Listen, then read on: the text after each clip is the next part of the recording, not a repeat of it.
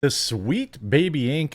drama is ratcheting up as more and more video clips are resurfacing, as well as a brand new list of companies that do the exact same thing as Sweet Baby Inc. Apparently, we can basically understand slash, describe slash be aware of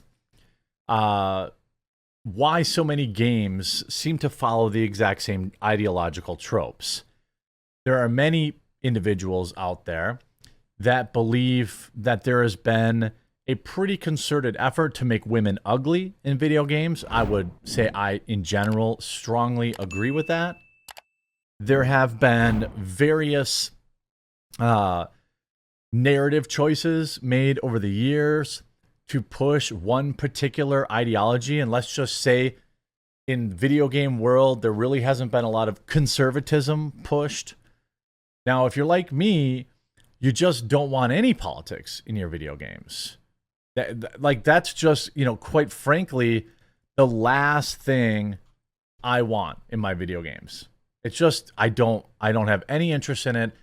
I use video games as a form of escapism, not as a form to consume more politics or more divisive things. That's not what I want to do. But these people can't resist. And by the way, shout out to this video sponsor. I just got my brand new computer. It's sitting in my living room right now. I've got to set it up. It's actually pictured on this banner. Meta PCs. I worked with them to put together kind of a list of good, better, best options. And you can actually see my actual computer is now on here. But you can also completely custom build your computer. They are veteran owned. They have financing. They have laptops. They have all sorts of ready to ship stuff. When you're ready for a new computer, promo code The Quartering, one word, will save you money. Link in the description below. A recent panel from Game Developers Conference has now resurfaced, showing Kim Belair, the current CEO of Sweet Baby Inc., encouraging employees to terrify their marketing teams.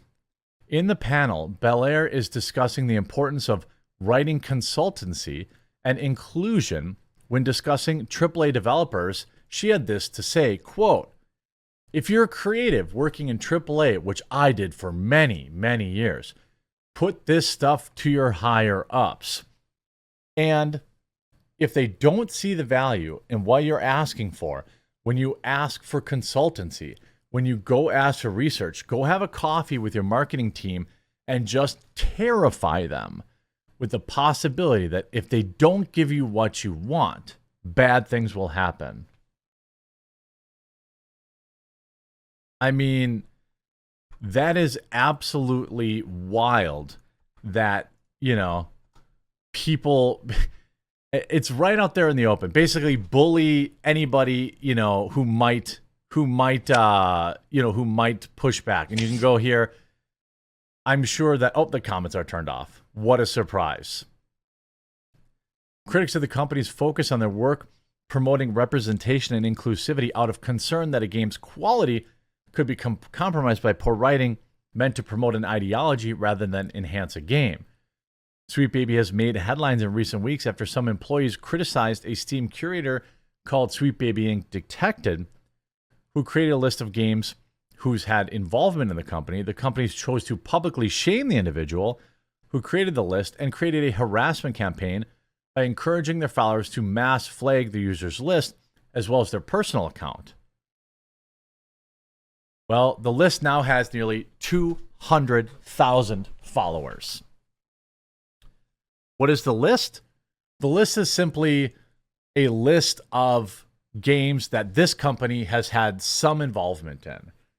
So if you're interested in buying a video game that might be $50 or $60, you might want to arm yourself with certain information. That information,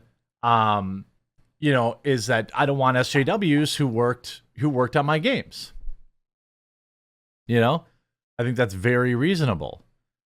Now, Sweet Baby Inc. CEO and co-founder Kim Belair compares white male gamers to picky babies.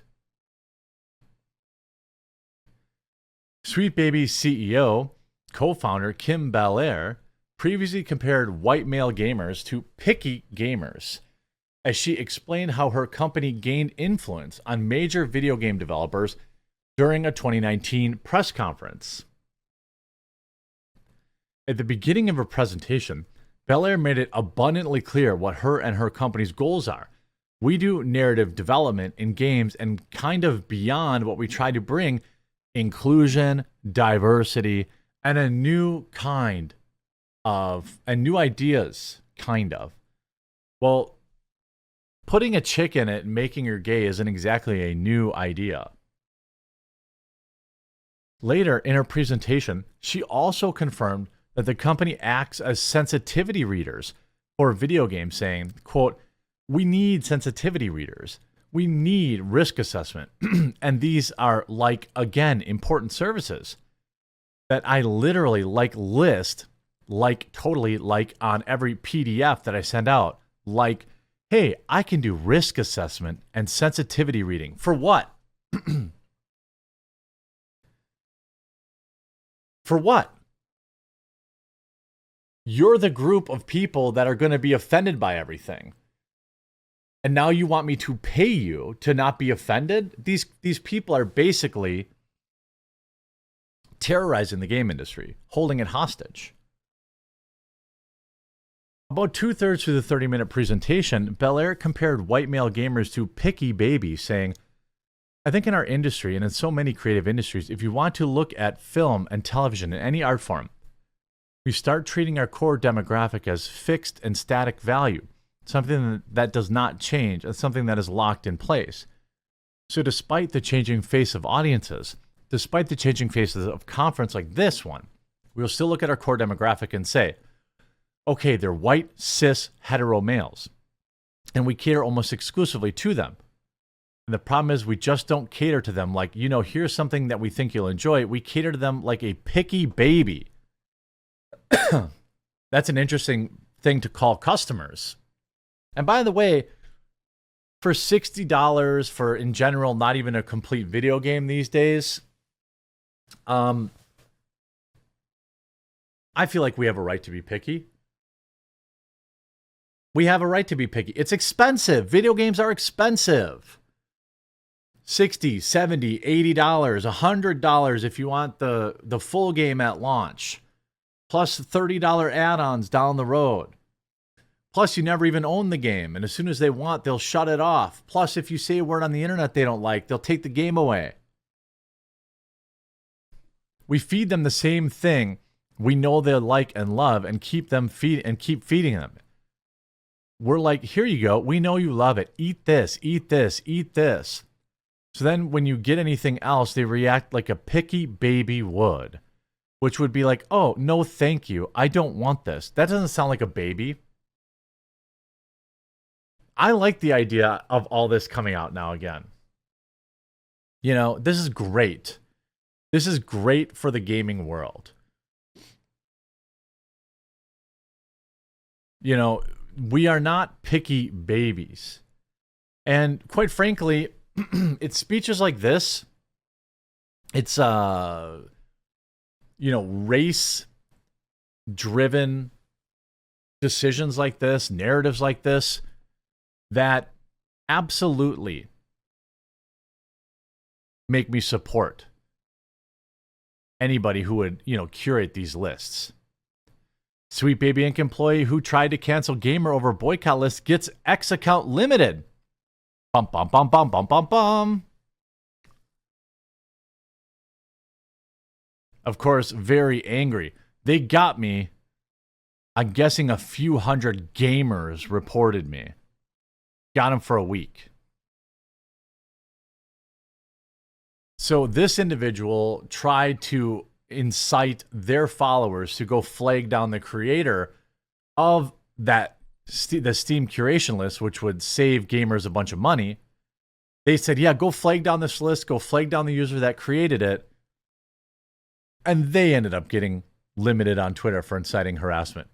Absolutely love to see it. Absolutely love to see it. Then if you look at Sweet Baby Inc., woke ESG game industry narrative consultants is imploding. Guys, I'm literally shaking. The company responsible for putting woke stuff in AAA games is imploding. This weekend, one of their employees gave a lashing on Twitter to an enterprising Brazilian Steam user who created a curator list and pointed it out. Little problem though, Twitter is no longer the Twitter of yesterday. The employee in question was suddenly getting horrifically pushed back into their hole. Thousands of replies telling them that the company to politely get effed, including community notes. Also, mass reporting them for targeted harassment as Sweet Baby's corporate account and all employees went dark, locking their accounts. The list remains. It's now over 100,000 followers. It's over.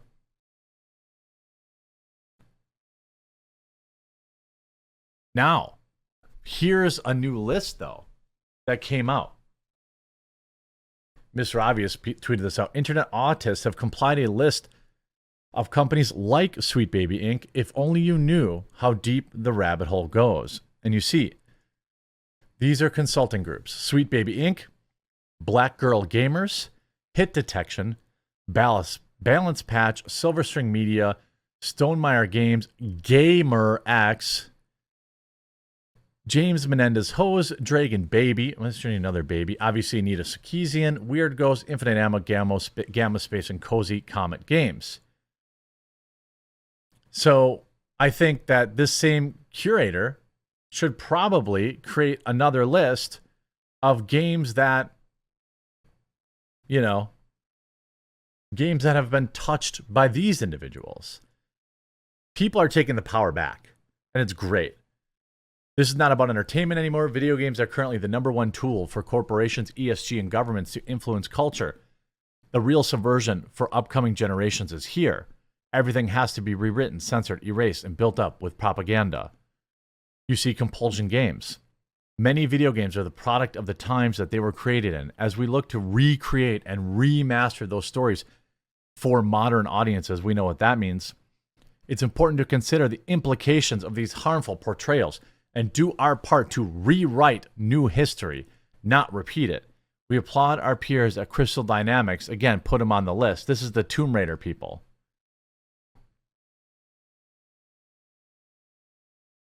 People need to fight back against this, and they're doing it in the best possible way. Keep it up.